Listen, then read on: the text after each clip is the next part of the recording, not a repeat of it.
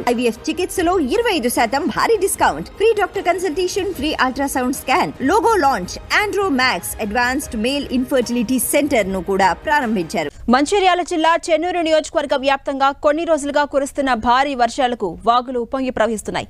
ఎడతెరిపి లేకుండా కురుస్తున్న వర్షానికి జనజీవనం స్తంభించింది.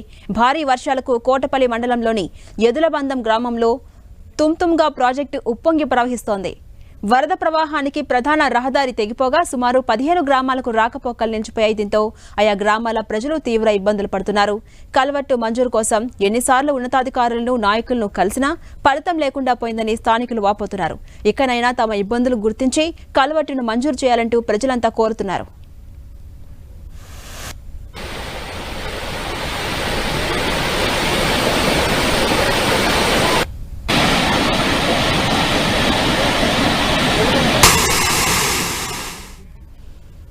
ఆదిలాబాద్ లో ఉన్నటువంటి పరిస్థితిపై మరింత సమాచారం మా ప్రతినిధి ప్రేమ్ సాగర్ అందిస్తారు. ప్రేమ్ సాగర్, ఆదిలాబాద్ జిల్లాలో ఉన్న వెదర్ అప్డేట్స్ ఏంటి? ఎప్పటి వరకు ఈ వాతావరణం ఎలా కొనసాగబోతుంది? ఉమ్మడి ఆదిలాబాద్ జిల్లా వ్యాప్తంగా నిన్నటి నుంచి కూడా ఎడతెరిపి లేకుండా వర్షం కురుస్తున్నప్పటికీ కూడా కొమరంభీం, మంచిర్యాల జిల్లాలకు సంబంధించి కొంత భారీ వర్షం పడుతుందని చెప్పుకోవచ్చు.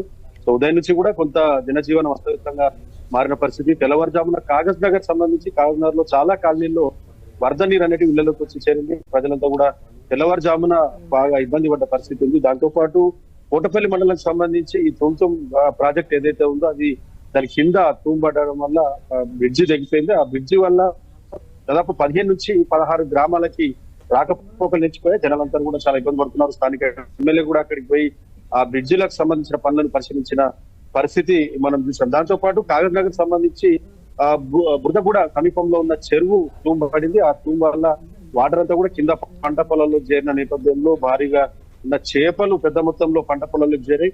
దాంతో జనాలు చేపల వేట కోసం ఎగబడిన పరిస్థితి అయితే మనం చూసాం. దీంతో పాటు వార్దా నది కావచ్చు, ప్రాణహిత నదిలో ఒక్కసారిగా వాటర్ ఫ్లో అనేది పెరిగిపోయిన పరిస్థితి ఉంది. ఆదిలాబాద్ ఉమ్మడి జిల్లానే కాదు, ఎగువన మహారాష్ట్రలో దీనికి లింక్ అప్ అయి ఉంటుంది. ఈ నదులకు కానీ ఆదిలాబాద్ ఉమ్మడి జిల్లాలో ఉన్న తాగునీటి ప్రాజెక్టులకి. సో పైన వర్షం కురిసినా కూడా దానికి సంబంధించి పెద్ద మొత్తంలో వాటర్ అంతా కూడా ప్రాజెక్టు నదిలోకి వచ్చి చేరుతున్న పరిస్థితుల్లో కొంత అప్రమత్తంగా ఉండాలని చెప్పేసి అధికారులు కూడా సూచిస్తున్న పరిస్థితి ఉంది. ఇప్పుడిప్పుడే కడెం జలాశయానికి కూడా వరద పోటెత్తుతున్న పరిస్థితి అయితే మనం కనిపిస్తుంది.